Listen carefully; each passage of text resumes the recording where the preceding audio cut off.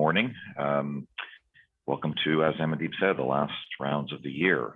So it's our pleasure to, oh, there's some noise in the background. Okay. It's our pleasure to host Dr. Lee Sion and her team of presenting residents and fellows today. Dr. Heon completed her medical school and ophthalmology residency at the University of Sherbrooke, and then did her clinical and research fellowship in pediatric ophthalmology at Sick Kids in Toronto. This was followed by additional fellowship training in molecular ophthalmology in Iowa and Switzerland, after which she returned to join Sick Kids as a staff ophthalmologist. She's the director of the ocular genetics program at Sick Kids and the Henry Brent Chair in Innovative Pediatric Ophthalmology. She was the ophthalmologist in chief at Sick Kids for 10 years, as well as the associate surgeon in chief for research, and held the Mirgodod Chair in Vision Research. Her clinical work is focused on the ocular genetics program, which provides comprehensive assessment, genetic testing, and counseling of patients affected by inherited retinal disorders. In addition to her busy clinical practice, her current research focuses on the genetic characterization of inherited retinal disorders, especially when clinical genetic testing does not identify the disease-causing variants. Using genome sequencing and sophisticated genetic analysis, her group has been successful in deciphering nearly 80% of cases. She is internationally well recognized for her work in this field and has many presentations and publications. So please welcome Dr. Heon and her team presenting Grand Rounds today, team of residents and fellows. Good morning, everyone.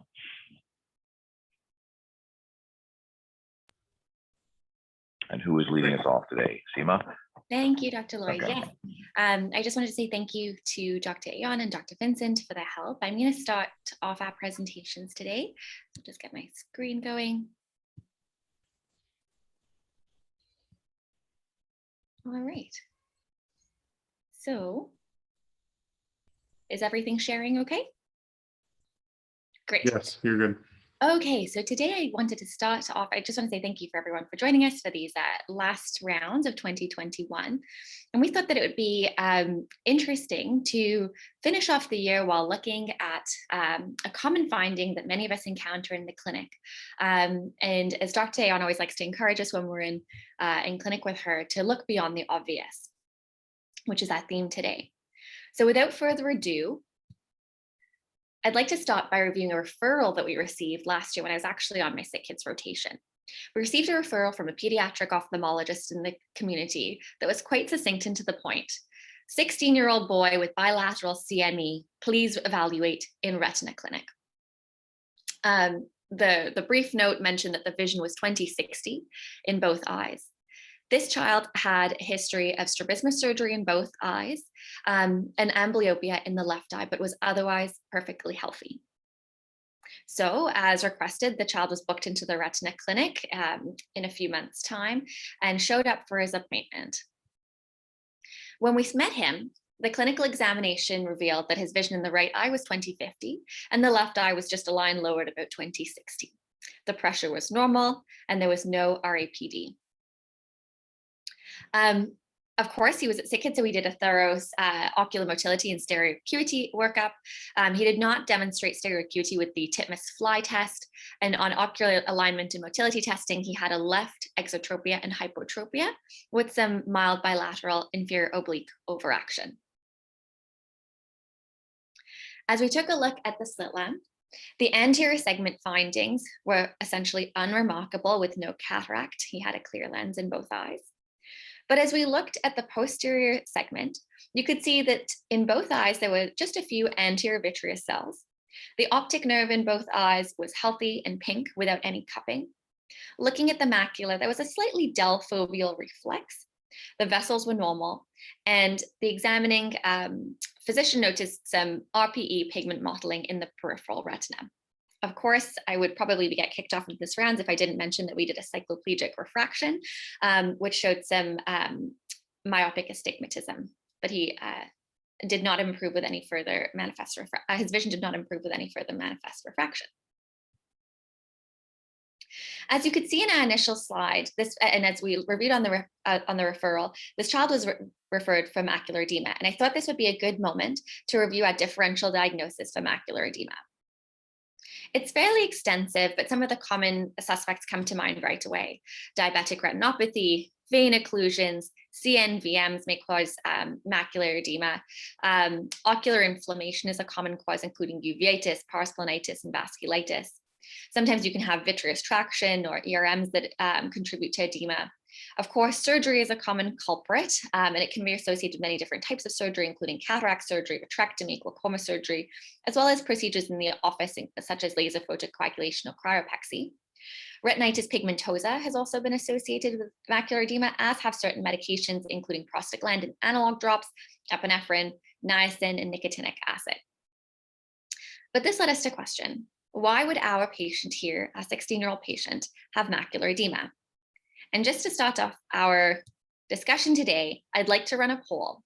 Why do you think our patient would have macular edema? Does he have pediatric uveitis? Does he have idiopathic pediatric macular edema or macular edema of the youth? Inflammatory retinitis? Retinal dystrophy? Is this a consequence of his previous strabismus surgery, or are you unsure? We'll let that run for a few minutes. Give us a couple more seconds here and I'll share the results with you. All right. It's a bit of a split, but there is a lean towards one direction. Here you go. Okay, so yeah, I think this is interesting. So some pediatric uveitis, people believe that. I'm glad you noticed that idiopathic pediatric macular edema is not actually a real diagnosis, something we threw in to throw some people off the mark. A lot of people are considering a retinal dystrophy, and I appreciate that many people are unsure at this point and may want further information. So when you're faced with an OCT finding, it's always important to relook at the fundus. And when we did this, with the help of a greater team, we realized that there were some findings that had been initially missed. And I think this is really important because often with children, especially if they may be a little bit photophobic or not perfectly cooperative, you may miss some findings when you're looking briefly at the slit lamp. But thanks to our fantastic photography colleagues at Sick Kids, you can see some striking findings in this child's fundus. They're very symmetric, pericentric, whitish deposits that are mainly along the vascular arcades, with these very interesting nummular or coin-shaped pigment deposits that you can see that are quite common in the diagnosis that we'll be discussing. What's quite striking again is how symmetric this is and how it follows the exact same pattern in both eyes. And this tipped us off to where we went next. We re-looked at the OCT from this child, and you can see actually that we should perhaps reconsider a diagnosis of macular edema.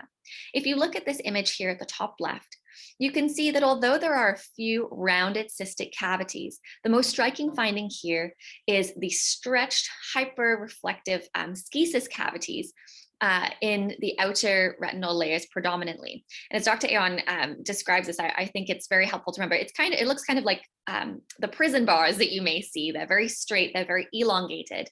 And when you see this, when you scroll through the OCT and see this, you should be thinking about schisis rather than true cystoid macular edema. And it's important to note that the presence of rounded foveal cysts can also coexist with schisis, particularly in retinal dystrophies, and these can be a sign of retinal degeneration. But the beauty of OCT is that you can also image areas that are not the macula. And if you look here at imaging of the optic nerve, you can also see that there is far more vitreous traction than you'd expect in a 16-year-old, and that there is a thickened posterior vitreous that almost has this kind of shifting snow sands appearance. And if you look closely at the outer retinal layers, there's been loss of the outer retina. So all of these nuances helped guide us in the direction of our final diagnosis. The next step that we did was electrophysiology. And I know we don't often look at ERGs in our busy clinics, but in this case, the electrophysiology was pathognomonic and diagnostic. So if we look through each of the different results together, I think this will help it come together. So if we look at the far left, you can see the doc-adapted low intensity 0.01 candela flash has a almost undetectable response. As we look at the doc-adapted ERG at 3 and 10 candela intensity, the response remains diminished in amplitude and latency, but does show a mild curve, which is representative of some recruitment from the cone photoreceptors. When we then turn our attention to the light-adapted ERG responses at both the 30 Hz flicker and the single flash candela at 3.0 candela intensity, again, the responses remain diminished in amplitude and latency, suggesting dysfunction of the cone photoreceptors. Finally, if we turn our attention to the pattern ERG, again, you can see a disorganized response that is diminished in amplitude and latency, suggestive of macular dysfunction. But if we look finally at the S-cone response, so this is not something that is done in every routine ERG, but if you are shown lights that preferentially activate your short wavelength photoreceptors, you can see that there is a somewhat larger response. And this is far more intense than we would see in normal controls. So if you put all of this together, we have a patient who has gradual vision loss in the second decade of life. He has symmetric posterior segment findings, which include kind of a cystic macular degeneration with foveoscesis, a thickened posterior vitreous with some anterior vitreous cells, and most importantly, these diffuse areas of nummular pigmentation that was associated with hypoautofluorescence on further imaging. On the ERG, we are seeing diminished response from the rods and cones with enhanced response specifically from the S cones. Putting this all together, despite the fact that there is no known family history of inherited retinal diseases, this led us to a diagnosis of GOLDMANN-FAVRE enhanced S-cone syndrome. What is this? So enhanced S-cone syndrome was first described in 1990. So it is a relatively new disease, and it is fairly uncommon. Over the years, this has been associated quite strongly with mutations in the NR2E3 gene, which encodes a very specific retinal nuclear receptor that is critical for development of photoreceptors. Mutations in this gene present with two different phenotypes. So the first is the enhanced S-cone syndrome, where there is retinal degeneration, which is associated with these mutations, where the S-cones are predominant. And we'll talk a little bit more about this in a moment. GOLDMANN-FAVRE syndrome was described initially separately, and it is now considered a severe phenotype on the spectrum of mutations in NR2E3 and enhanced S-cone syndrome. And in the GOLDMANN-FAVRE phenotype, you see abnormalities in both the macula and the vitreous. And again, patients tend to have worse visual acuity and more kind of just severe findings. But these are often now in the literature, they're considered a single spectrum of disease, and the distinction between GOLDMANN-FAVRE and enhanced S-cone syndrome is becoming a little bit blurred. They're often considered the same entity. The inheritance of this mutation is autosomal recessive, and the genetic diagnosis in our patient confirmed these findings. He was found to have both a frame shift and a missense mutation in the NR2E3 gene. So what exactly is the photoreceptor function in this syndrome? So this is actually the only retinal degeneration where patients demonstrate a gain in their photoreceptor function. So whereas in the normal retina, as you can see on the right-hand side, we have a spectrum of blue, green, and red cones in addition to rods. In this syndrome, you have a paucity of rods, green cones and red cones, or the medium and long wavelength photoreceptors, but an overabundance of the blue cones, or the short wavelength photoreceptors. What does this mean for our patient? Well, first of all, they develop nyctalopia due to the absence of rods. They may have diminished visual acuity due to the loss of a large number of their cones, and they are hypersensitive to blue light, all of which we found in our patient. It's important to remember that although this is rare, enhanced S-cone syndrome is a multimodal diagnosis. And you should think of this in any patient who presents with these nummular or coin-shaped pigmentary changes, especially along the arcades, if they have a thickened vitreous base, and if they show these white, yellow, pericentric dots in the macula and the mid-periphery. And these are actually associated with macrophages at the RPE level.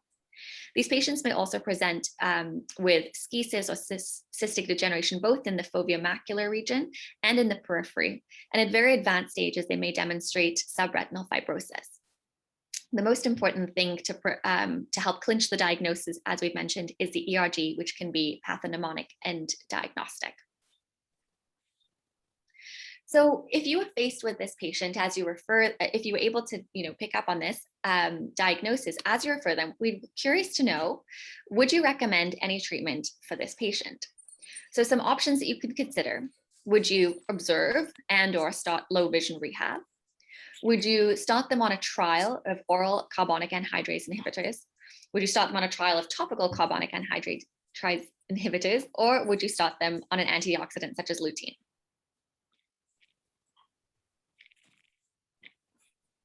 We'll give that a couple more seconds, but there appears to be a pretty good split here. And I think you forgot all of the above. Oh yes, so all of the above. So many would start oral carbonic anhydrase inhibitors. And I just wanted to kind of review that there is no, given, there is no tried and true gold standard for treatment. I mean, it's always a good option to consider low vision rehabilitation. There's much more literature for retinitis pigmentosa and carbonic anhydrase inhibitors, but it has been demonstrated to have some varying effect in this patient population with enhanced ESCS syndrome. In this case, we did try him on some topical carbonic anhydrase inhibitors, although he did not show any effect, and so it was discontinued. But I wanted to highlight that there has been no study showing the benefit of antioxidants in enhanced ESCS syndrome to date. So with that, I just wanted to review some take-home points: that it's not actually always macular edema, although this is a common thing we see in our clinics. You must think about macular cysts and foveoschisis in patients, especially if they're presenting with bilateral findings or they're quite young. And this could be an early sign of retinal degeneration. You should consider Goldmann-FAVRE in a patient who has nummular, these coin-shaped pigmentary retinal changes along the arcades, especially if they have a thick vitreous base and nyctalopia. And finally, the ERG can be diagnostic, and genetic testing is helpful as a confirmatory adjunct. And I want to say thank you and happy holidays. Thank you to Dr. Vincent and Aon for their guidance, and to the photography and VEU staff for their help with this case. Great job, Seema. So Seema, what's the visual prognosis going forward? This fellow's only in high school, 20/50, 20/60. Is he going to 2200 or worse, and over what sort of time frame? That's a great question. So from the studies that I could find, there was the largest study that I could find was out of Moorfields. And Dr. Aon, please, I'd love to hear your experience, but this tends to be a fairly stationary disease. Most patients have vision better than 2200 in that study. And they tend to stay relatively stable. The patients who had less than 2200 vision tended to have adverse outcomes such as a giant foveoschisis or subretinal fibrosis. That's correct. It's a very, Nancy's asking, does sensitivity, I lost it. Does hypersensitivity to blue cones present with certain observations by the patient? In my reading, no, it wasn't something that patients presented with. They typically presented with nyctalopia and potentially decreased visual acuity, but no hypersensitivity, in their day-to-day life. Yeah, so it's not a hypersensitivity to blue cone, is that the blue cones are overpowered. And so it doesn't mean it's an increased sensitivity to blue light. And so this condition is slowly progressive. And the take-home message was that if you think it's macular edema, you should ask yourself why, especially in a young person. And so you usually can identify a cause in a young person. So Joyce said they commonly have a red-green color defect, which... And just to clarify, this was schisis or edema in this condition here? There was a bit of both. Both. There was a bit of both, but there was definitely a schisis component. I'd say there was a central cyst. In your experience, I wouldn't be able to say if they're more light sensitive or not. It's a pretty rare condition. Joy, do you have any comments? Usually photophobia is not a common complaint, at least from literature and the few patients that we have seen. So thank you, Seema, for a great presentation. I think for the sake of time, we'll move on because we're trying to squeeze in 3 cases with a common theme. And so next we'll have Saba. Hello, let me just share. Are you guys seeing that? Yes, you're good. Okay, great. Hi everyone, my name is Saba and I'm going to be presenting a splice of myopia. So our patient in this case is a 12-year-old male referred for decreased vision noticed over the past year, which has been particularly bothersome for him at night. He has a past ocular history of right exotropia since infancy with strabismus surgery done at the age of 10. He's otherwise systemically healthy with no family history. On exam, he has visual acuity of 20/60 at distance and 20/40 at near on the right, and 20/25 at distance and 20/20 at near on the left. He's a relatively high myope with the glasses prescription of around -8 and -7 with no further improvement on manifest refraction. He has normal color vision and contrast sensitivity. He has normal pupils, IOP, and anterior segment exam. The patient also has an alternating exotropia and bilateral inferior oblique overaction with no nystagmus seen on assessment. His dilated fundus exam showed a tilted disc with temporal crescents, tessellated fundus, and a dull foveal reflex, but there's no major pathology seen here. MACO CTs were done, which showed a normal central retinal thickness in both eyes. And 5-line raster showed normal layering and normal outer retina in both eyes seen here. OCT RNFL was also unremarkable in this case. So at this point, if we could have the poll, what would be our next step? Should we update his glasses but advise his parents that the critical period has passed? Should we start patching the left eye? Should we consider repeat strabismus surgery or order ancillary testing?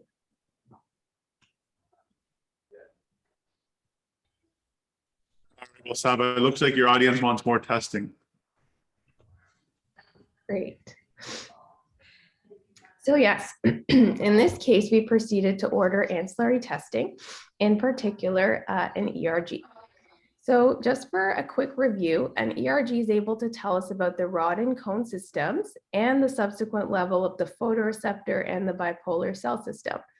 So rods are connected to only on bipolar cells, which discharge with light, and cones are connected to both on and off bipolar cells that discharge when the light is off. So the DA or dark adapted or scotopic tracings mainly reflect the rod to on bipolar cell system, and the LA or light adapted or photopic tracings mainly reflect the cone to on and off bipolar cell system. So at the lower flash strength of 0.01, the tracing should normally show a B wave reflecting on bipolar cell activity. And at 3.0, the tracing should show an A wave of rod photoreceptor activity and a B wave of on bipolar cell activity. Under LA light adapted or photopic conditions, the A wave reflects cone photoreceptor function and the B wave reflects on and off bipolar cell function. In our patient, we see that the scotopic A wave is present. So the rod photoreceptors are working, but the scotopic B wave seen here is reduced, giving an electronegative ERG that shows the rod on bipolar cells are affected. In the photopic tracing, there's an intact A wave, so the cone photoreceptors are normal, but there's an A wave TRO seen here compared to control, and the B wave and the flicker responses are reduced in amplitude from the lack of also cone on bipolar cell activity. So from the ERG, we see that the on bipolar cells in both the rod and cone systems are affected in this patient. Looking further into the patient's family history, we see that he's actually born to consanguineous parents with all normal eye examinations and ERG tracings. From his pedigree, we can deduce that the mode of heritability of this condition is likely autosomal recessive. Given our patient's symptomatology and ERG findings, a case of retinal dystrophy was suspected. However, when panel-based testing for inherited retinal dystrophies was done for the patient, no pathogenic variants were found. So looking into inherited retinal dystrophies, IRDs are a leading cause of childhood blindness, where over 250 genes have been identified. The panel-based genetic screening techniques that are often clinically performed primarily focus on detecting exonic variants with a mutation detection rate of 60 to 70%. So there is a range because, for example, in single gene disorders and some well-defined forms of inherited retinal dystrophy, the rate can exceed 90%, but it's lower in other cases, such as sporadic retinitis pigmentosa. In a growing number of unsolved IRD cases, it's becoming clear that the missing heritability is found in the intronic regions of known genes. In these instances, if you have a distinct phenotype or the presence of a heterozygous disease-causing variant in a known autosomal recessive gene, then a comprehensive analysis of the non-coding regions of the gene of interest can be done to look for new deep intronic disease-causing variants. So although most intronic variants are well tolerated, some of them may affect regulatory elements or splicing mechanisms. So for example, a variant can lead to disruption of motifs read by the spliceosome, which can result in pre-mRNA missplicing, which can lead to a disease-causing aberrant transcript in some cases of inherited retinal dystrophies. So looking back to our case, the clinical phenotype summarized here is suggestive of autosomal recessive complete congenital stationary night blindness, or CSNB. And panel testing for CSNB genes was negative. And so targeted next generation sequencing of non-coding intronic regions of CSNB candidate genes was done, which found a homozygous intron variant in a known CSNB gene called the GPR179 gene, which acts as a gain-of-function splice acceptor site. This and a few other similar cases of unsolved inherited retinal dystrophies was published by Dr. Hyun and Dr. Vincent's group in 2020. So very briefly, in this study, genetic sequencing of the candidate genes known to cause complete CSNB identified a homozygous intron variant in the gene GPR179. This is a schematic representation of GPR179. Using a splice prediction artificial intelligence algorithm, it was found that this intron variant can result in aberrant splicing by acting as a splice acceptor site and therefore leaving behind an aberrant 197 base pair axon. So to identify whether this AI predicted effect is true, cultured cells were transfected with this GPR179 mini gene construct. One with the reference normal gene labeled REF, and one with the mutant sequence, and one with the mutated sequence, but plus an antisense oligonucleotide labeled ASO here, that is complementary to the intronic variant, essentially acting as a spliceosome inhibitor. And here we see that the normal reference gene creates two products, product A with exon 2 and 4, and product B with exons 2, 3, and 4. But the mutant gene, MT here, created the same products, but with the additional 197 base pair aberrant exon included in both products C and D.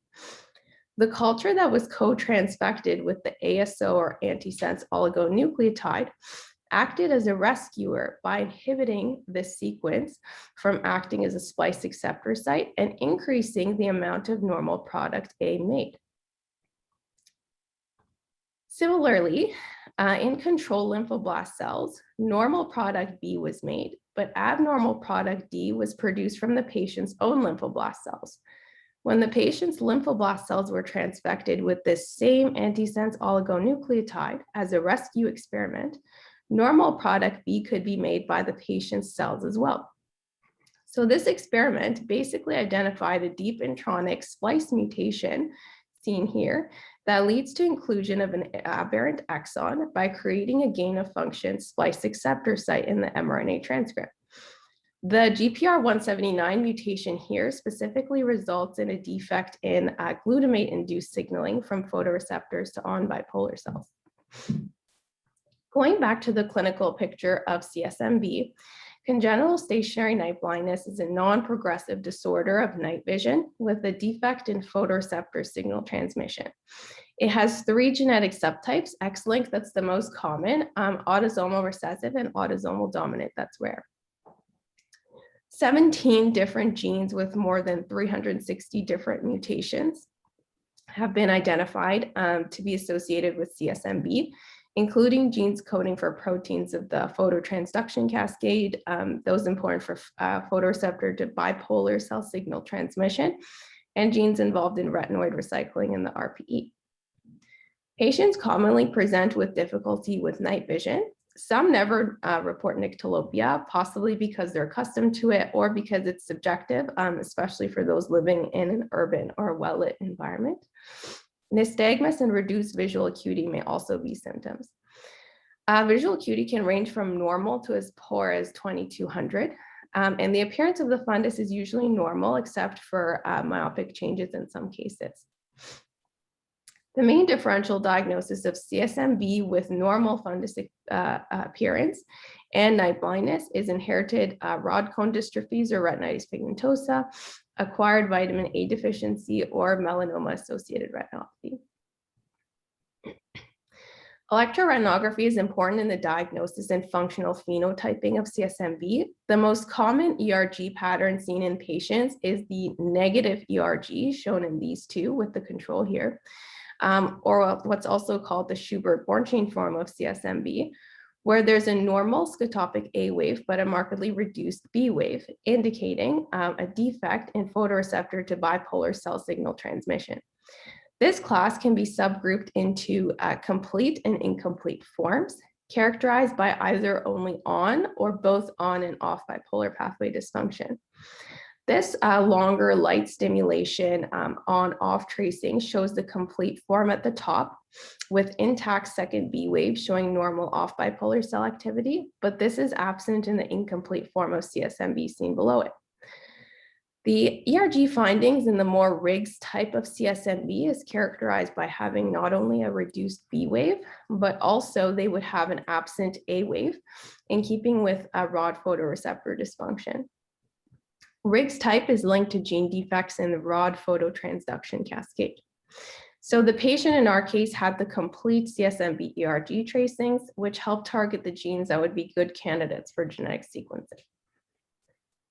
Going back to our patient, he's been followed in clinic now for several years and, as expected, has continued to show no progressive changes and consistently normal fundi and imaging, which is typical for cases of CSMB. So in conclusion, when encountering patients with high myopia and visual concerns and inability to bring the vision to 20/20, it's important to think broadly to explain the symptomatology and clinical picture. Normal fundus appearance and OCT with nyctalopia and high myopia may be seen in patients with inherited retinal dystrophies and should prompt further investigations, including an ERG.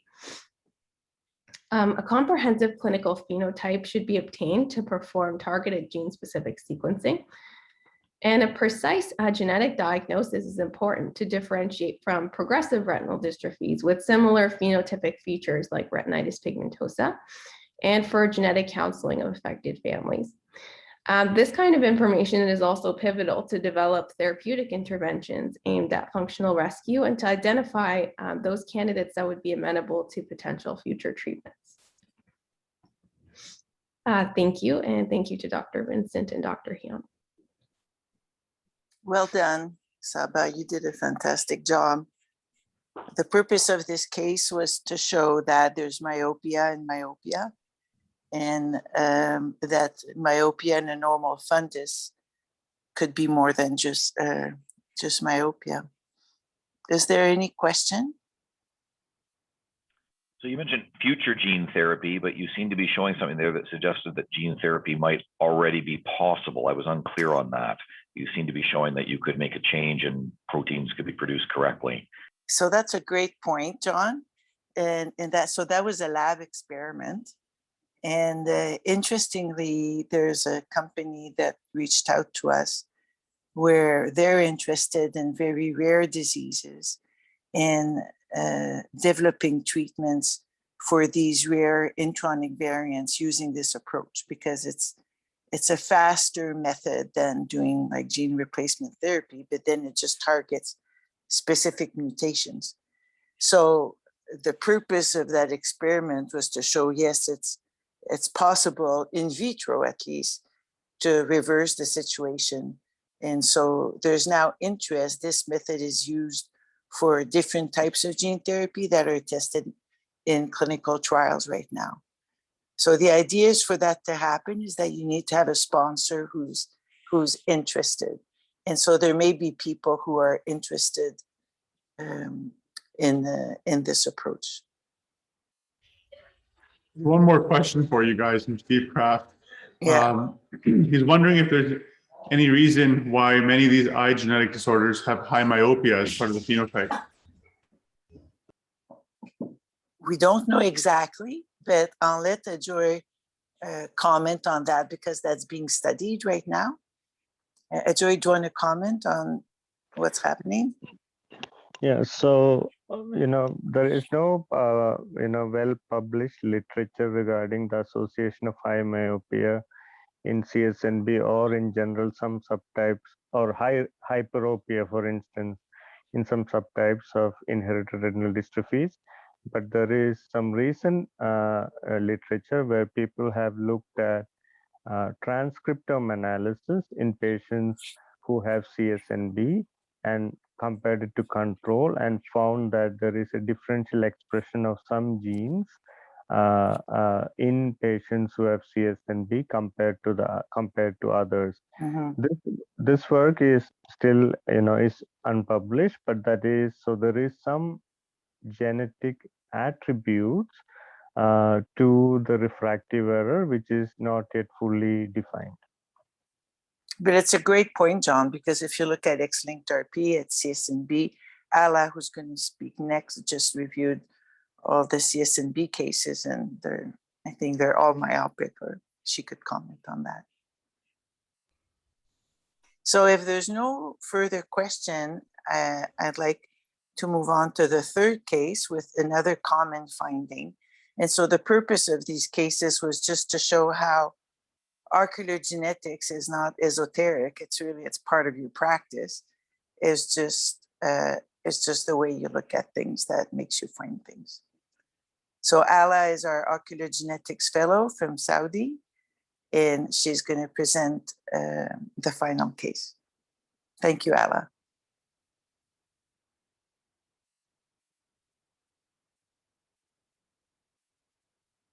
Ala, we can't hear you.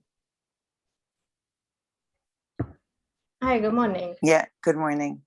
Can you see my slide? Yes, it's perfect. That's it. So good morning, everyone. I just wanted to thank Dr. Elysion and Dr. Ajoy Vincent for their great supervision. And then all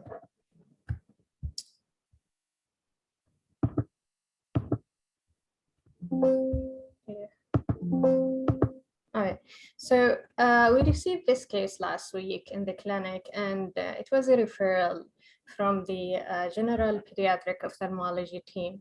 So this is a 15-year-old female. She is in good health, and she doesn't have any medical issues, chronic systemic diseases. She's not on any medication, and there was no history of trauma or surgery. From the ocular history, so the patient has progressive myopia for the left eye more than the right eye, with an isometropic amblyopia for left eye, and she's using contact lenses in monthly basis, and she has sensory XT for the left eye. Family history of this patient, there's a positive family history of keratoconus from the mom's side, and there was no clear history of high myopia or retinal dystrophies. So The referral was because this patient has progressive myopia over 1.5 years with non-specific vitreous changes, and they would like us to rule out any retinal degenerative component. In the clinical examination, so the patient has progressive myopia started, if we look back August 2020, the patient has plus 0.75 hyperopia for the right eye and minus 6.75 for the for the left eye.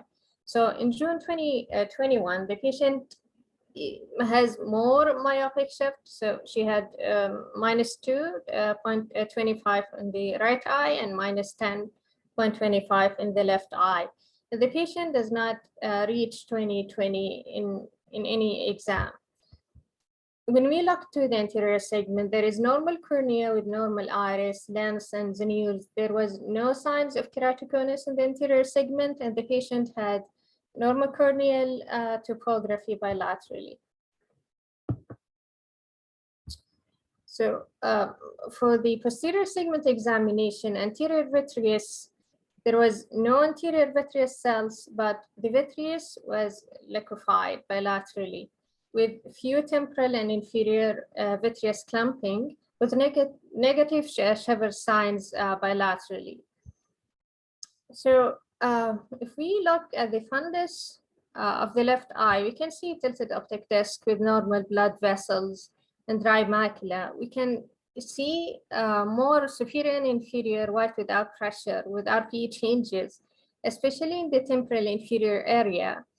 There was small retinal holes at 12 o'clock. So for the right eye, I couldn't we don't have a good peripheral photo, but anyways, this patient has a normal optic disc with normal blood vessels and dry macula. Again, she has a white without pressure, superior and inferior, with superior nasal holes and inferior nasal retinal break, which was lasered by the retina team. There was no signs of active uveitis, no disc swelling, no cystoid macular edema, no retinal hemorrhage, and no vasculitis bilaterally. So general pediatric ophthalmology, they send the patient to do a baseline uveitis panel to rule out any uveitis because of the vitreous clumps.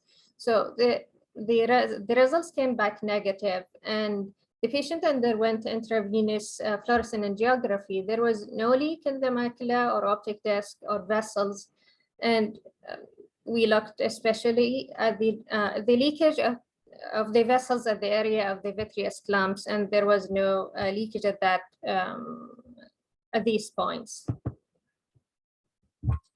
So for the OCT, there was a VMT at the area of vitreous clumps in the left eye and nasal, superior nasal, with no tears. So if we can summarize this case, the patient with high myopia, minimal refractive for the left eye and minimal refractive errors for the right eye. Despite these refractive errors changes, we can see peripheral retinal degenerative changes bilaterally, and vitreous liquefaction and vitreous clumps and inferior and inferior temporal vitreous changes in both eyes. So we were thinking about, is there any other systemic association in these patients? And we asked about, so we asked the patient about any systemic association. She is totally healthy. She doesn't know if she has any other condition. And then we asked about any joint flexibility. So the patient has extremely flexible shoulder joint in a way that she can extend and rotate the shoulder 30-60 degree, as well as she has a flat foot. So at that point, our plan was to send the patient to do a disease-related collagen abnormality genetic test. And we refer the patient to the clinical genetic for further systemic evaluation. The key points to keep in mind in these cases: whenever we see progressive myopia and corrective refractive errors, degenerative retinal changes that do not correlate to the degree of the myopia, we need to think beyond a simple myopia. We need to think about retinal degenerative diseases. And whenever we have vitreous abnormalities after ruling out uveitis and ocular inflammation, we need to think about collagenopathies and hyaloid retinopathies, Stickler, Wagner, and Ehlers-Danlos syndrome. Thank you. Thank you, Ella, for a great presentation. And so this was a case of last week, so we don't have all the results, but I thought it was interesting that we had 2 cases of high myopia associated with other findings. So in my experience, when you have, even if it's a simple sign like myopia that presents early, you always need to think if there could be something else. And it's not uncommon that we diagnose collagenopathies like Ehlers-Danlos syndrome, and you learn that there's a spectrum, like there's the totally deformed Ehlers-Danlos syndrome, and there's much milder forms. And also a test that can be useful is the central corneal thickness, as in some cases it'll be decreased. I think the presence of keratoconus in this family may not be a coincidence, like that's something, if someone was interested, could be looking into. But I think there's some collagen that's loose somewhere, and hopefully we'll have an answer soon. Any comments or?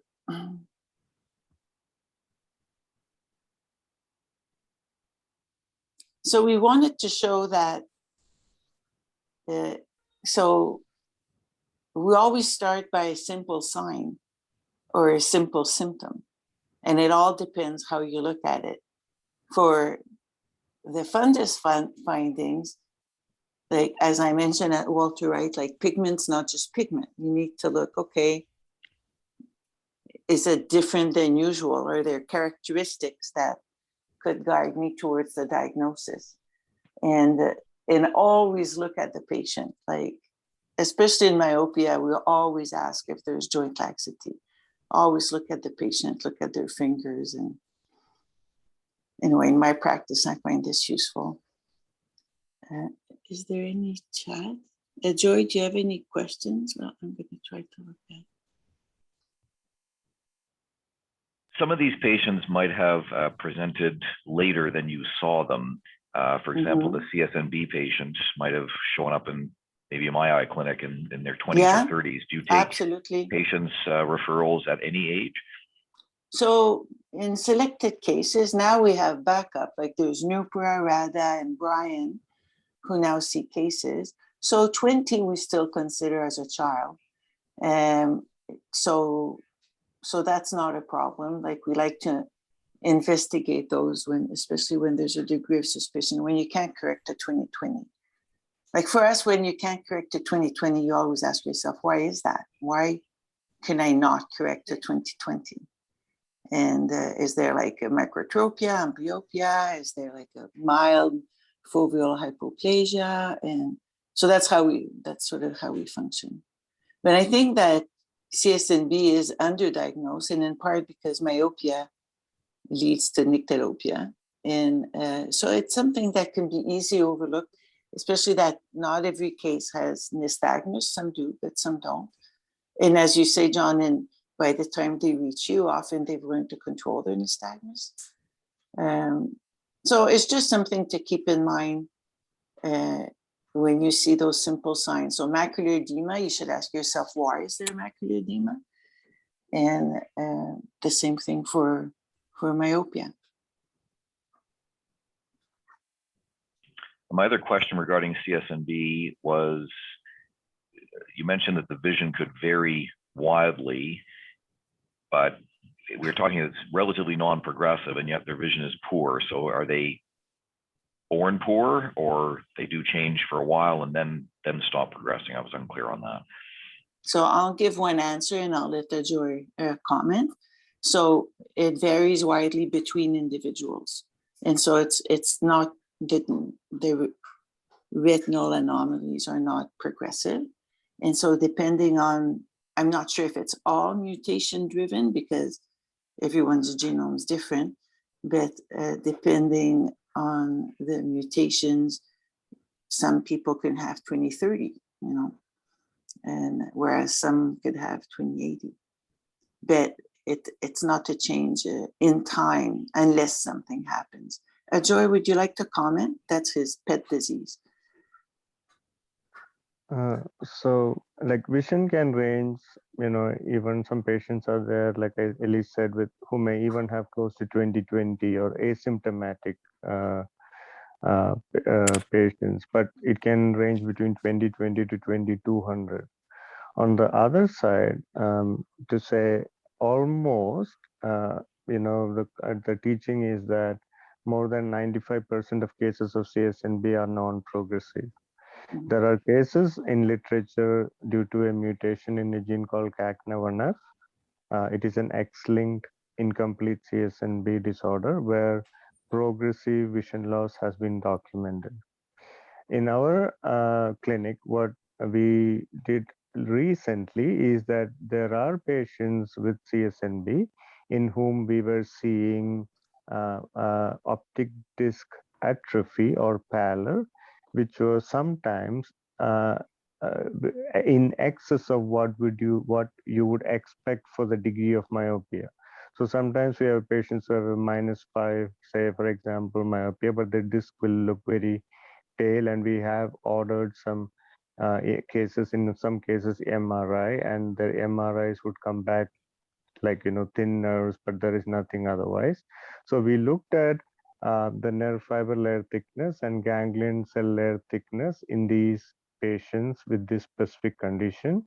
And these patients tend to have really thin ganglion cell layer. So some of these subset of patients with CSNB do have thinning of ganglion cell layer. Whether this is progressive or not, that is still yet to be determined. Yeah, that's great work that Joy completed recently with one of our fellows.